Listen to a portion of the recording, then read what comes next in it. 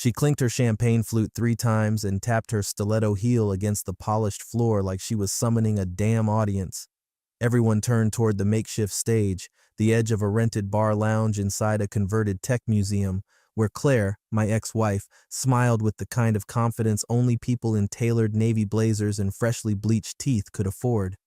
"I just want to thank everyone for coming tonight," she began, eyes scanning the circle of colleagues and execs. "It's not every day we close a multi-region expansion, and as a bonus, I'm thrilled to introduce someone very special to me. Well, formerly special." Some chuckles. My stomach tightened. She pointed toward me, drink raised like I was a circus act. "This is Adam, my ex-husband. No degree, no future, but he does make an excellent chili and is apparently still available for dish duty if anyone's short a caterer." Laughter. Real, open-mouthed laughter. A VP I once helped carry a wine fridge through a 4-floor walk-up wiped tears from his eyes. I didn't flinch. I didn't speak. I lifted my own glass, nodded once, and said, "Cheers." Then I added, flat as steel, "You'll never see me again." And I walked. No slam of the door, no dramatics, just leather soles brushing marble as I left 25 smirking faces behind. Outside, the air tasted different, like metal and pine sap, like freedom in disguise. See, Claire always thought silence was weakness. She thought if I didn't yell, I'd given up. But some men don't explode, some just build in silence. She never understood that, never cared to. What she also doesn't understand, and likely never will, is that humiliation like that doesn't just sting. It engraves itself somewhere under your ribs, where the shame sours into something colder, more precise. I didn't cry that night. I didn't rage or spiral. I got in my car, turned off my phone, and drove 2 hours north to a cheap rental cabin I'd quietly prepaid for 6 months in advance. No Wi-Fi, no service, just a kettle, a fireplace, and a whiteboard I nailed to the wall with a hammer I borrowed from the old woman next door. She thought she'd ended me with a joke. She didn't realize she'd just launched something, because what she didn't know, what none of them knew, is that I'd been preparing for that moment for exactly 314 days. That wasn't an office party. That was my green light. I erased my accounts the next morning. LinkedIn, gone. Facebook, nuked. I didn't need noise. I needed space to build. And while I have your attention, because clearly you're still listening, do me one favor. Hit subscribe. It costs nothing, but more than 97% of you listen without ever clicking it. That one click motivates my team to keep going, to go deeper, to bring you stories no one else will touch. You want more like this? Then help fuel the engine. Back to Claire. You'd think after a stunt like that, she'd text. Maybe a guilt-laced apology, or at least some half-hearted PR-friendly, "Sorry if that came off wrong." She didn't, because in her mind, I was disposable. Dead weight she'd carried during her early career, back when we lived in a moldy 1-bedroom and split gas station burritos like royalty. But it's funny what happens when you subtract distraction and ego from a man's life. You find out what's left when no one's looking. Me? I started with nothing but a cracked laptop, 3 idea journals, and a secondhand hoodie that still smelled like her perfume. I wore it like armor. By day, I studied. I rebuilt my skills, design, back-end frameworks, UI flows, relearning everything I let rot while I played stay-at-home support staff while she chased the promotions. By night, I drew blueprints, mocked up app flows, printed case studies from a public library in town and annotated them like they were sacred texts. The man Claire humiliated at that party, he was gone. The one she created that night, he didn't want her back. He wanted something far bigger, and he'd take it. Not with revenge, with ownership. Claire didn't check her phone that night. She was too busy basking in the glow of her own brilliance, another flawless event, another moment of control. The drinks had flowed, her coworkers laughed at all the right moments, and her newest conquest from business development whispered she looked dangerously competent in that backless navy dress. It wasn't until she got home, unzipped her dress one-handed while scrolling through her inbox, that she noticed the absence. No missed calls, no dramatic texts, no passive-aggressive posts. Adam, usually the king of delayed reactions, had vanished. She refreshed Instagram. Nothing. She checked Messenger. Empty. By morning, his number returned a not-in-service error. For a few hours, she savored the silence. Maybe he finally learned to take a joke, she muttered while applying her eye serum. But by lunch, she opened their old shared Dropbox out of sheer boredom. The folder he used for tinkering with random startup ideas, the one titled "What _ if _ someday _ V5, was gone. Not empty, Deleted. Claire frowned. She told herself it didn't matter, but curiosity is a slow rot. What she didn't know, couldn't have imagined, is that 2 hours after leaving the party, Adam pulled into a gravel driveway 34 miles outside city limits, next to a one-story cabin with wood paneling and a leaky roof. The place had no internet, no TV, no Alexa chirping weather updates, just space, and the kind of quiet that drives most people insane. He unpacked a duffel bag, 2 laptops, 4 sketch pads, a whiteboard, and a folder labeled R Framework. The first thing he did was delete every app that had ever distracted him. Twitter, Reddit, Discord, gone. Next, he installed 4 programs: Figma, Visual Studio Code, Obsidian, and a music player filled with nothing but instrumental jazz. He spent the next 3 weeks in isolation. Sleep, code, eat, research, repeat. Claire thought no ambition meant no plan. She never noticed the black leather notebook he kept by his side during their marriage. She once used it as a coaster.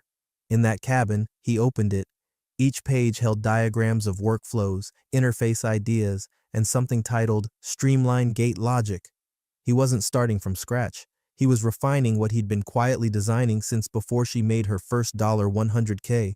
During the day, he watched YouTube tutorials on advanced data structuring. At night, he downloaded open-source tools and dissected them like a surgeon. He drew wireframes with a pencil and ruler, no fancy tools, just clarity. In that silence, something terrifying happened. He started enjoying it. No meetings, no pretending to laugh at Claire's boss's jokes, no dinners with her colleagues where he had to explain why he never finished school. Every night he scribbled one word on the cabin's whiteboard in Sharpie: replace. Not compete, not revenge, replace. Back in the city, Claire told a friend over brunch, "I think Adam finally snapped. He deleted everything, probably living in a van somewhere." Her friend laughed. "You finally scared him off. Good for you." Claire smirked and said, "He never could handle people who moved faster than him." But deep down, something itched at her. Not guilt, not regret, something worse, uncertainty, because Adam wasn't the type to just disappear. And people who go silent don't always stay quiet. Sometimes they're building. The request came from upstairs. Corporate wanted modernization across all regional branches. Claire, of course, had volunteered her division to pilot the transition. She called it leading from the front. What it really meant was more photo ops, more LinkedIn quotes about digital agility, and more time polishing her upward trajectory. When the CTO dropped the name of the firm, North Trace Consulting, she barely blinked. Never heard of them. That was part of the appeal. Small, private, invite only. High scores in security compliance, even higher in scalability. No flashy branding, no founder TED Talks, just results. Exactly the kind of low-profile, high-output firm that made executives look brilliant for discovering them. She didn't attend the kickoff call, sent her product director instead. "Just get the specs moving," she said, waving her assistant off mid-email. But something shifted 2 weeks in. Claire was walking past the new product showcase for the regional leads, half listening to her calendar being read aloud when a junior tech flagged her down. "Sorry, Claire, you might want to see this." She stepped into the small demo room, mostly to be polite. On screen, a sandbox version of their new internal dashboard glowed, sleek, intuitive, fast. The UX flow was almost quiet. No unnecessary flash, just logic and precision. She tilted her head. "Wait, this is our system?" The consultant, early 30s, buttoned up, neutral accent, nodded. "The new iteration, yes, based on your current API and form submissions, but rebuilt from scratch. Faster, cleaner, modular, fully integrable with your legacy databases for the next 18 months. Claire didn't like being surprised, but even she had to admit, it was stunning. "Who's the designer?" she asked, flipping through the printout. "This isn't off-the-shelf thinking." The consultant gave a tight smile. "The founder handled the core logic himself." "Then I'd like to meet him." Silence. "I'm sorry," the consultant said finally. "He doesn't take meetings." Claire blinked. "What?" "He built the deliverables, reviews the architecture, and handles final sign-offs. But he doesn't attend strategy calls or executive check-ins. NDAs are signed with the entity, not the individual." She forced a light laugh. "Is he in hiding, or just allergic to executives?" The consultant chuckled politely. "Let's just say he's focused." Something about that word irritated her. Focused. Who the hell builds this level of infrastructure and doesn't take a victory lap? Claire sat through the rest of the walkthrough in a fog. Everything worked. Not just technically, but philosophically. The system didn't just replace their old tools, it anticipated pain points she hadn't even flagged. Who was this guy? That night, sipping a lukewarm glass of wine in her apartment, she pulled up the firm's website. Just a landing page with encrypted access for clients. No team page, no founder bio, just a logo, a geometric N in grayscale, and the line, "Systems built for silence." She stared at that tagline, "Systems built for silence." Why did that feel like a whisper against her neck? She searched deeper. Nothing. Northtrace had no press presence, no founder LinkedIn, no Medium articles, not even a basic Crunchbase profile. The deeper she dug, the more the absence bothered her. This was her world. She was supposed to be the expert at sniffing out ghost players in the market. She was the one with the connections. But Northtrace had walked into her company, rebuilt their core toolset, and no one knew who was behind it. She minimized the window and stared at her reflection in the dark screen. For the first time in years, Claire felt something she hadn't felt since the early days of her career. Not jealousy, not even fear, just unease. Like the sensation of realizing you're not holding the leash, you're wearing it. The folder landed with a soft thwack beside her keyboard, an inch-thick stack of updated vendor contracts, security reviews, and a summary of Q2 compliance shifts. Claire didn't even glance at her assistant. She just gave the usual dismissive nod while finishing her call with procurement. She'd gotten good at ignoring paperwork. That's what titles were for. Delegation. She skimmed most of it anyway. Bullet points, red lines, the occasional hand-scribbled note. Her eyes glazed over by page 12. Clause 5, Vendor Ownership Disclosure. Clause 6, External Penetration Audit. Clause 7, Platform Licensing Renewal. Blah, blah, blah. Until she hit the signature line. Her pen hovered mid-scribble. There, beneath the tidy legal formatting, was a name she hadn't seen on paper since the divorce decree. Adam J. Morris, founder, Northtrace Systems. Her hand didn't shake, not visibly, but she dropped the pen without realizing it. For a moment, the office noise faded. No clacking keyboards, no soft conversations outside the glass. Just that name, like a siren scream in her head. She flipped the page over, looked again. Adam J. Morris, founder. She snatched her phone and Googled Northtrace Systems. The result was sterile, efficient, brutal. Northtrace Systems, secure, scalable, silent, valuation, last round, $22 million, clients, Department of Municipal Affairs, Langford Energy, CoreMed HealthNet, and 6 private sector firms, undisclosed. Founded 11 months ago. Public launch 6 weeks after Claire Bishop's firm's annual party. Her blood went cold 6 weeks after the party. She looked around her office, the ergonomic chair, the awards shelf, the branded wall calendar that still featured her quote from last quarter, "Innovation starts with disruption." She'd disrupted all right. She'd mocked him into building a damn empire. This wasn't a hobby startup. This was institutional software, the kind you build if you want to replace someone, not support them. She reread the name like it might vanish, like her eyes were wrong. Adam, the man she introduced at her party as her practice husband, the man she belittled in front of VPs and clients, the man who'd raised a glass and said 7 quiet words before walking out. "Cheers, you'll never see me again." Well, she was seeing him now, not on Instagram, not in her inbox, in the legal infrastructure of her company. He'd signed their back end into compliance. His name was in every licensing form, every update trigger, every integration approval. He wasn't haunting her, he was underwriting her. She pulled up the internal procurement tracker and checked the recent billing summary. Licensee, Northtrace Systems. Contract, non-exclusive. Renewal, auto. Control, external. It was all legit, all signed, all embedded. She called her CTO. "Did you know who founded Northtrace?" He hesitated. "No idea. We just worked through the consulting lead." "Did you ever ask?" "The performance is flawless. Why would we?" Claire hung up without responding. The shock wasn't just that he existed. It was that he had moved past her without ever needing her to notice. She'd mocked him in public. He'd signed her infrastructure in silence.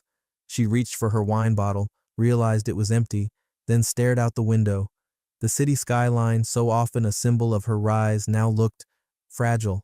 Because somewhere out there, maybe not even far, Adam was building, not shouting, not parading, just replacing. And the worst part, he wasn't coming back to prove a point. He didn't need to. He was the point. She sent the email at 5:47 a.m., a tight, formal subject line. Request, Strategic Sync W/founder urgent. 3 sentences, no fluff, no emojis. She even signed it with her full title, something she hadn't done in years. Claire Bishop, SVP, Digital Operations and Infrastructure. Then she stared at her screen, coffee going lukewarm, waiting for the little dot to turn green.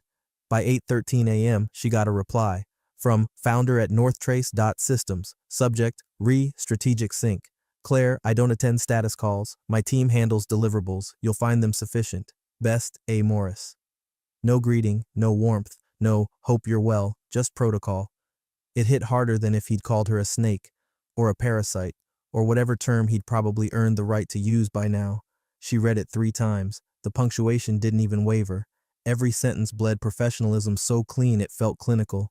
She replied instantly, Adam, I'm not requesting a status call. This is about broader alignment and vision.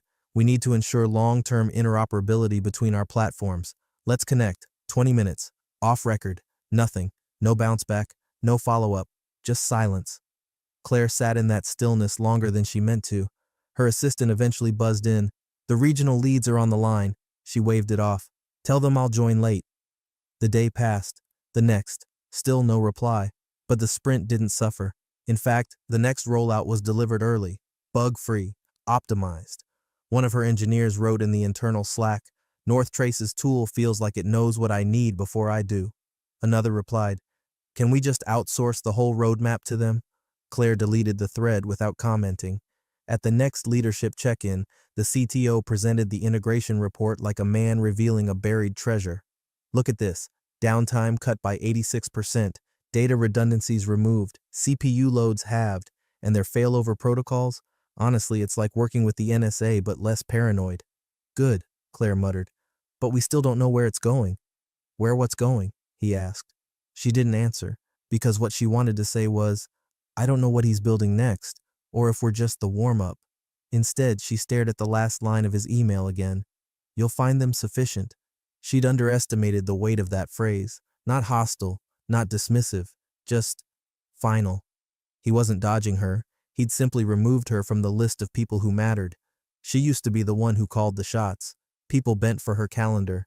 She snapped her fingers and vendors restructured entire workflows. But Adam didn't need to fight her. He didn't need her time. He didn't even need her face in the room, because Claire was no longer a threat. She was just a client. And the worst part, she was a satisfied one. The quarterly board meeting was going exactly how Claire wanted. Polished slides, controlled talking points, a steady stream of nods and glances of approval as she clicked through the metrics. Adoption rate up 62%, ticket resolution time down 41%, employee onboarding time sliced in half, all thanks to the Northtrace integration. She even allowed herself a small smile when the CFO praised her for leading the transition with surgical precision. Her eye caught the reflection of herself in the glass wall, sleek, composed, powerful. Then came the question.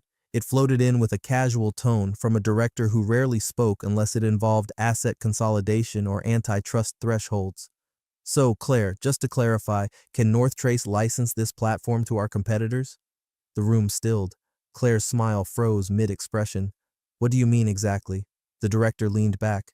Simple question. We're investing heavily in integrating this tool into our operations. If they turn around and offer it to, say, Kepler Group or Falcon Core, do we have any exclusivity? The CTO looked at her. Legal looked at her. Claire's throat dried instantly. I believe we negotiated favorable terms, she said carefully. I'll double-check the specifics. The director nodded, unfazed. Good, because if they can license this to everyone else, then what we're calling a competitive edge might actually be shared infrastructure. No one argued. The rest of the meeting blurred. Claire finished her presentation, but the applause was distant, unearned. She left the building with a fixed smile and fire behind her eyes. At home, she didn't even remove her heels. She dropped her bag, kicked the door shut, and pulled her laptop open on the kitchen counter. She found the original contract, opened it, scanned. Clause 12.4, licensor reserves the right to engage with additional clients under materially identical terms. All licensees are independent of one another and bound only to their respective agreements. Her pulse ticked upward. Clause 12.5, Northtrace shall retain full ownership of structure, framework, logic flow, and all derivative system constructs unless otherwise negotiated. She read it again and again.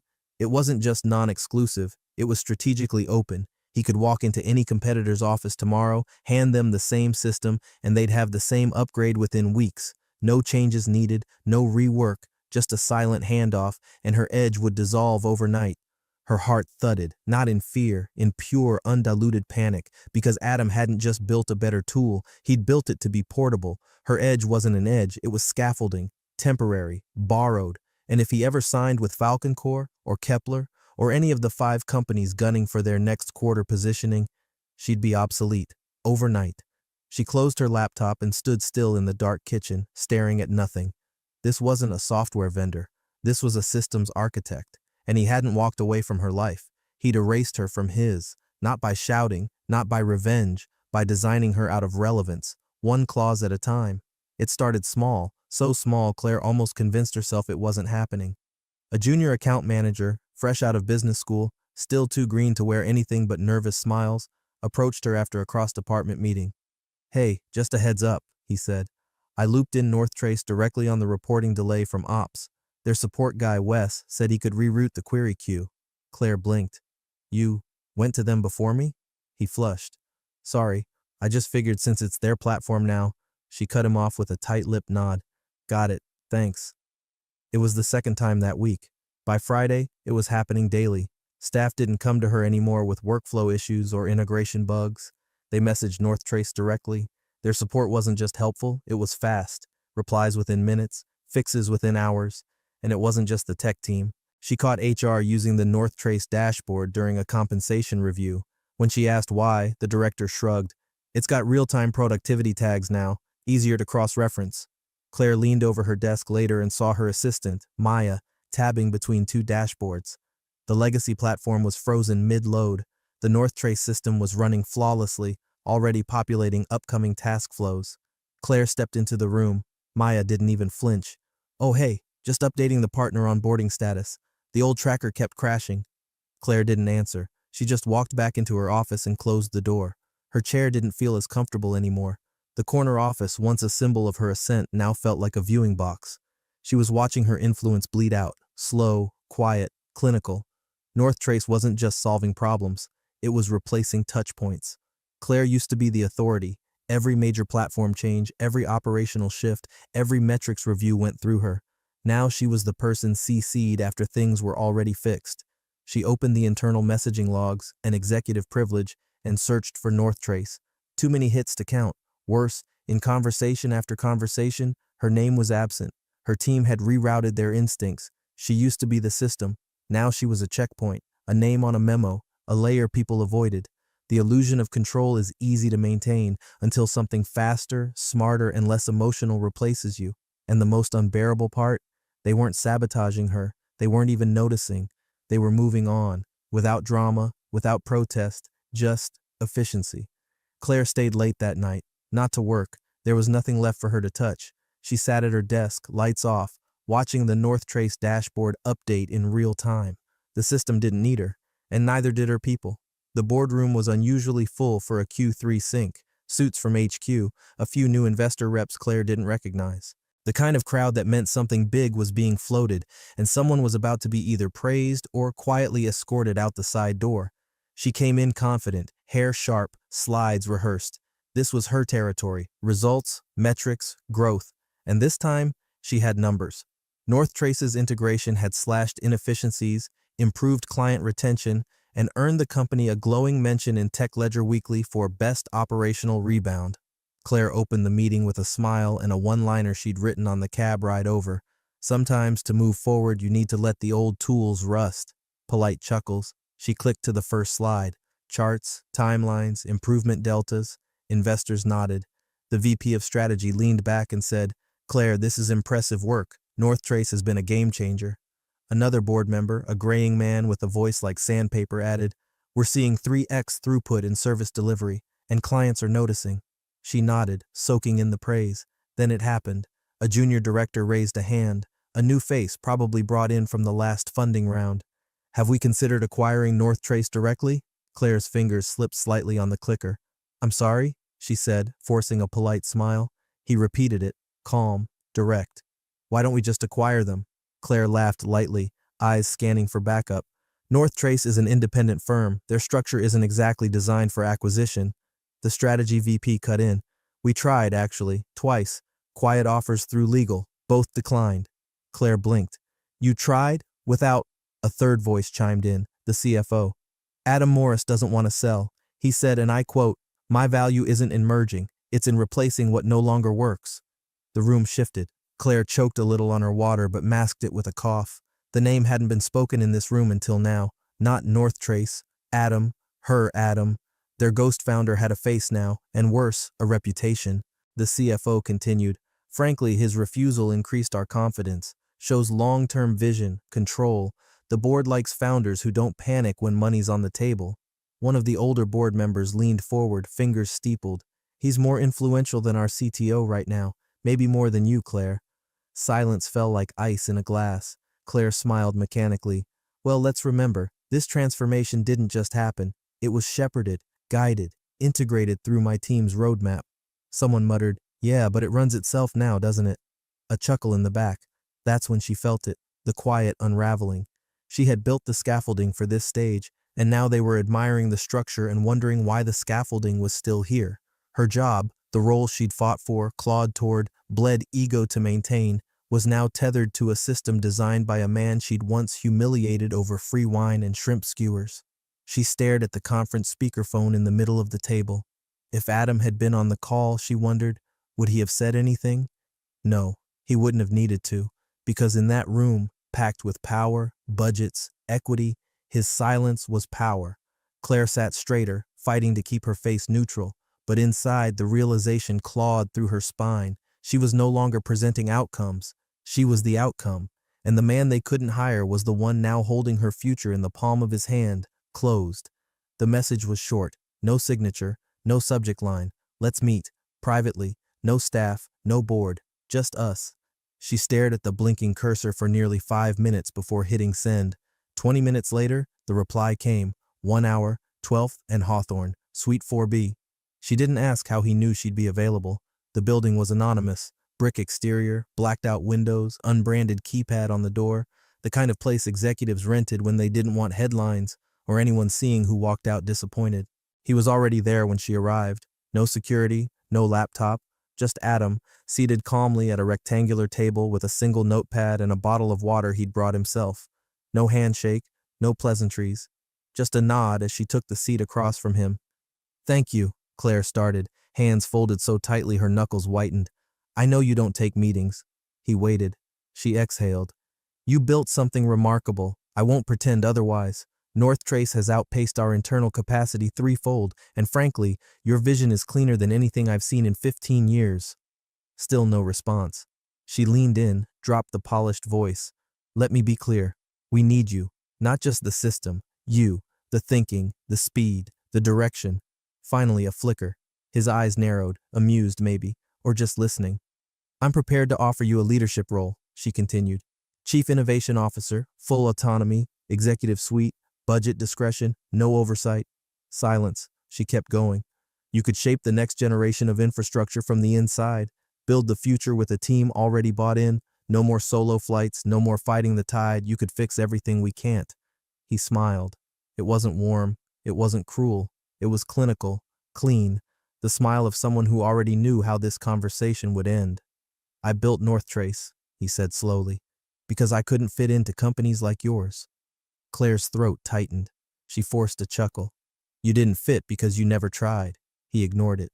You think what you're offering is a lifeline, but it's an anchor. You want to drag me into the same meetings you drown in. She opened her mouth, but he raised a hand, politely, still calm, still cool. I'm not here to fix anything, he said. Then he leaned in slightly. I'm here to replace it. She flinched before she could stop herself. He pushed his chair back slowly, stood up, adjusted his sleeves. You still don't get it, Claire. This isn't revenge. It's architecture. He nodded at the door. Suites paid for another hour. Use the time. Then he walked out. No mic drop, no slamming doors, just the sound of his footsteps fading into the hallway like a closing file. Claire sat alone, suddenly aware of how loud the room was without voices. She had offered him power, and he offered her a countdown. The final blow didn't come with fanfare, no company-wide memo, no hushed boardroom ambush. It came in the form of a single sheet of paper waiting on her desk like a death certificate with a letterhead. The envelope was unsealed, almost lazy in its confidence. She pulled the document out with slow fingers, half hoping it was a misunderstanding. A policy update, a restructuring draft she was meant to review, not endure. But there it was. Effective immediately, department integration now led by North Trace Systems. Her name wasn't mentioned. Her title? Gone. Her staff? Reassigned. Claire scanned the page, her stomach free-falling somewhere beneath her tailored waistband. To ensure continued excellence in platform modernization and technical architecture, North Trace will assume operational leadership of the following departments. The list was her kingdom: systems, integrations, metrics, her empire of efficiency. There was a second document underneath. HR had thought of everything. A severance agreement, clean, final. The alternative, stay on as a strategic liaison with limited oversight authority. A figurehead, a puppet with a nameplate. She laughed out loud, sharp, bitter, guttural. A liaison? She had once mapped every wire in this building, trained the VPs, redlined the policies, handpicked the team. Now they were telling her to sit quietly while the man she'd mocked in front of shrimp cocktails and enterprise partners rewired the very structure she once ruled. She didn't even need to think. She signed, no notes, no final statement, just a signature and a hollow breath. When she stepped into the hallway with the folder clutched under her arm, she froze. The elevator doors across from her were opening. Out stepped a team of 5, crisp, purposeful, calm, branded polos, slim black laptop bags, badges already clipped, North Trace. They moved like they'd been here before, and behind them, last to exit the elevator, came Adam. No dramatics, no surprise in his eyes. Just a steady walk forward, eyes scanning the floor like he was taking mental inventory. He saw her. Their eyes met for half a second. He nodded once, not cold, not smug, just acknowledged her existence, as one would a passing monument. Then he walked past her, not a glance back, not a word.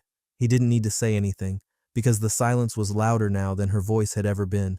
She mocked his future, called him a dishwasher, a placeholder, a man with no degree, no plan, no presence. Now her presence didn't matter, because Adam had built a future without her and left her standing in the ruins of her own design, not by tearing it down, but by replacing every piece, until she was the last one left.